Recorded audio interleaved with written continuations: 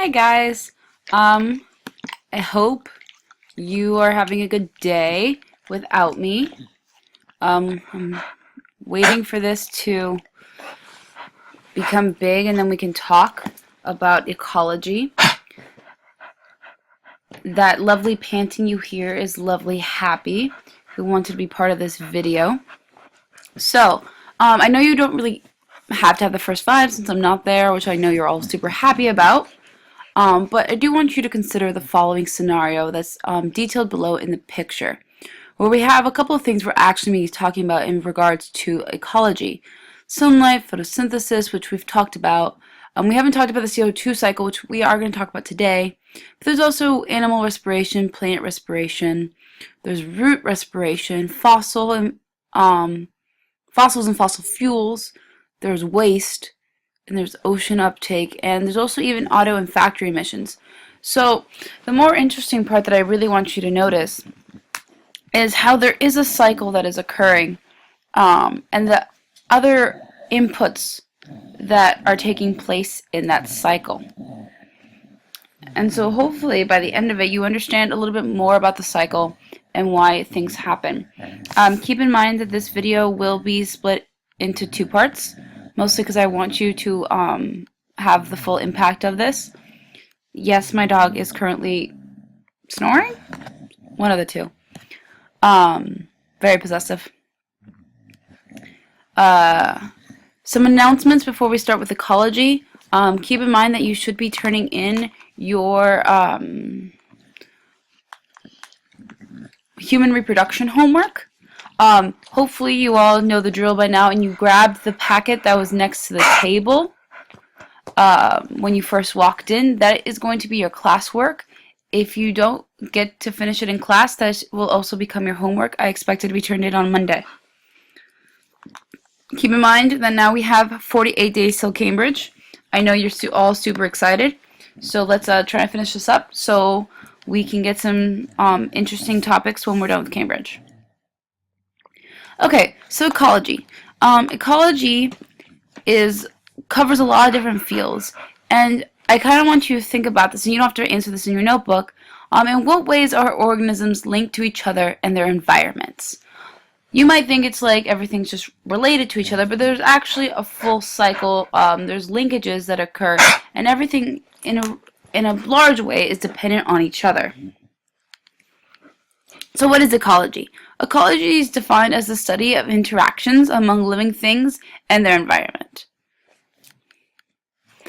Now, when we talk about energy, there's actually a similarity between gasoline and the sun.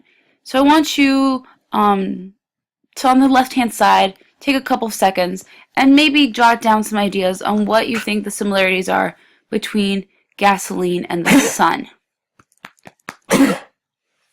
1 second. And that was my dog.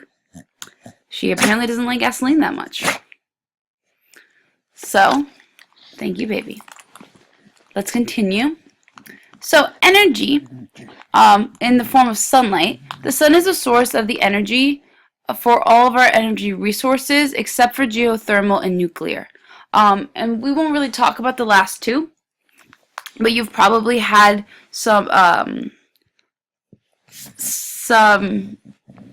exposure to at least nuclear energy. Geothermal, when you think about it, it's like the geysers that are in Yellowstone. If you have no idea what I'm talking about, I highly advise you Google it. Not on the phone, on the computer. Don't have your phones out. Behave. Now, what are some ways we use energy from sunlight?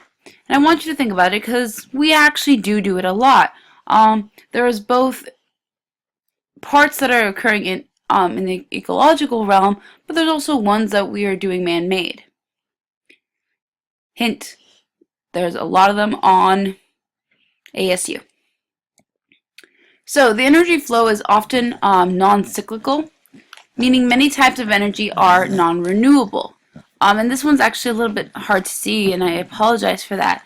But if you see, there's an energy flow diagram, and you see that right, 1 second, hand got caught by a dog. Right here, we have solar energy, And it actually is not renewable. It goes into the plants or it goes into the atmosphere. And so we have also atmospheric energy with wind and hydroelectric, which is water. The plants are going to go into the animals, which eventually going to become petrol, which eventually become natural gas.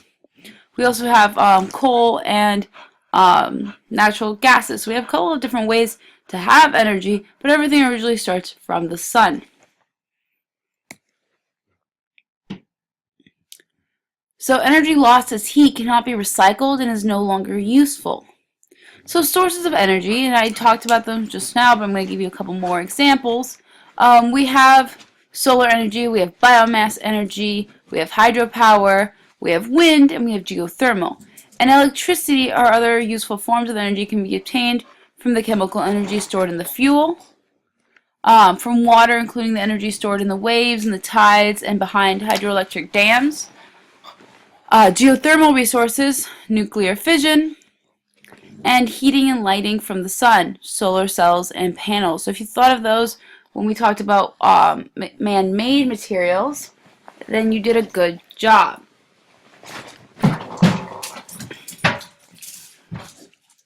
Which is the main source of energy for living things? It's going to be the sun. It's always going to be solar energy.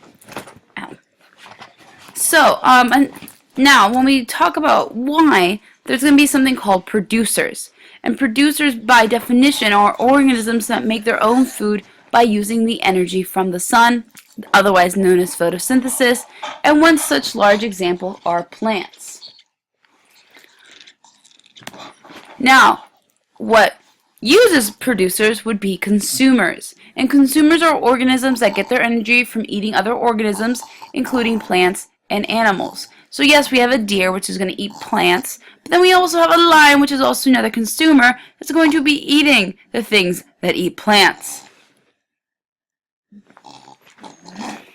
So producers and consumers.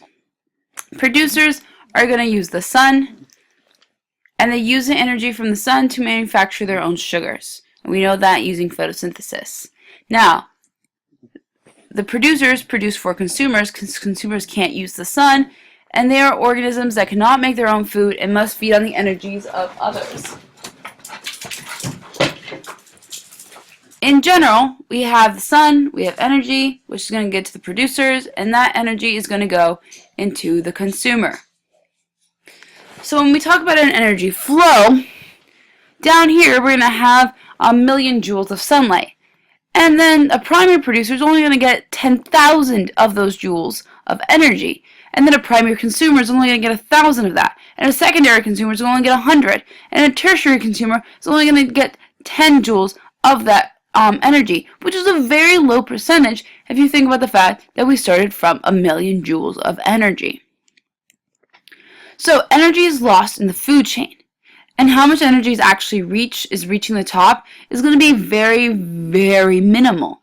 Because solar energy, if you look at this one, this is a great chart, by the way, if you actually ever want to, this might be something you want to print out and put in your interactive notebook or something to that extent. But energy is going to be heat energy that's just going to be released from the sun. It's also going to go to producers, which are going to have waste energy, heat energy.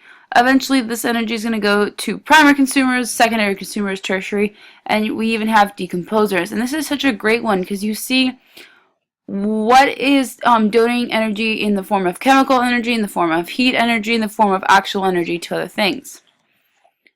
So, this is another great image where we have sunlight coming in, producers, plants and other things, are taking it in, they're releasing heat. We're also going to give chemical energies to consumers who are also going to release heat. And the cycling of chemical nutrients is always consistent. So when we talk about how much is actually lost, this is another great picture because we have the sun up here. And 98% of is lost or used up between producers to primary consumers. And then when they're eaten, when primary consumers are eaten by secondary consumers, more is lost, 98%. So basically, the energy that's actually being taken in by primary consumers, secondary consumers, tertiary consumers, so on and so forth, is roughly 2% of the original energy, which isn't that much. So I want you to stop and jot, and this can be on the left side of your notebook. What happens to the energy in the food chain? Why? How? So I want you to take a couple of minutes to actually do this, and then we're going to continue with it. Please actually do this. I want you to think about this. Okay, so now we're talking about the food chain. Now the food chain here is that the caterpillar is going to eat the leaf, primary. Then the blue tit, which is the number 2, eats the caterpillar, and then a kestrel is going to eat the blue tit. So this is a food chain, and it's really interesting because this one depends on this one to survive, and number 3 depends on number 2 to survive, and 2 depends on the caterpillar having the leaf. So all of this is an ecosystem. All of this requires each other to survive. And if you throw one off, you can actually throw others off as well. So again, this is an example of the food chain. You kind of need to know this. So animals depend on plants for food. So if we have cabbage, then we have a snail, then we have a thrush, then we have a sparrowhawk, and a thrush is also another type of bird. So all of those are depending on plants originally, and then on each other as well. So a sparrowhawk does not depend directly on plants, but it does depend on thrushes, which eat nails, which eat cabbages. So the sparrowhawk is indirectly dependent on the plants, and food chains are never so simple as the ones that I just showed you, not slides 3 and 4, the previous 2 slides. Sparrowhawks do not exclusively feed on thrushes. Thrushes eat worms as well as snails. Snails eat many plants, not just cabbages. So it actually becomes super complicated. And the next picture is actually going to give you a really accurate description of what a food web is. So we have a fox, an owl, a stoat, a rabbit, a rat, and a beetle. You ready? So the rat's going to eat the plants, so will the rabbit, so will the beetle. The rabbit is going to be eaten by the stoat. It can also be eaten by the owl. It can also be eaten by the fox. The rat can be eaten by the owl, as well as the stoat, as well as the fox. The beetle will only be eaten by the owl, sometimes the fox. Oops, sorry. And keep in mind that these are tertiary consumers. Or secondary consumers. If we went up even higher, we could probably find things that would eat an owl, that would eat a stoat, that would eat a fox. There might eventually even be humans on this list, because I'm pretty sure there's been humans that have eaten foxes, probably stouts, probably rabbits. We eat rabbits all the time. So it's not so this goes to here, this goes to here, because if there's a human on here, like the rabbit would go directly to the human. Beetles sometimes would too, depending on what country we're in. So it's not as simple as this slide. Let me see if I can go back. It's not as simple as, I'm going back a lot, this, where it's this goes to this, that goes to this, goes to this. Instead, it's very complicated because you have it going all over the place. And that's what a food web is. That's why if you disrupt one part of it, so if we took away the rat, then the fox, the owl, and the stoat would be -1 other food that they eat. So they might be overhunting the rabbit, or they might be overhunting the beetle, and then the other ones might start being deprived of food. And there's actually a really good video that I do want you guys to watch. And we'll talk about that soon. So, I want you to do some practice. I want you to identify the levels from producer to quaternary consumer in your notebook. So, producers, primary consumer, secondary consumer, tertiary consumer, which is the 3rd consumer, and quaternary consumer is the 4th consumer. So, I'm going to pause this video, or I'm going to end this video now. I want you to do this as practice, and then on the next video, I will actually have potentially the answers you don't know. And then we're going to finish up our notes.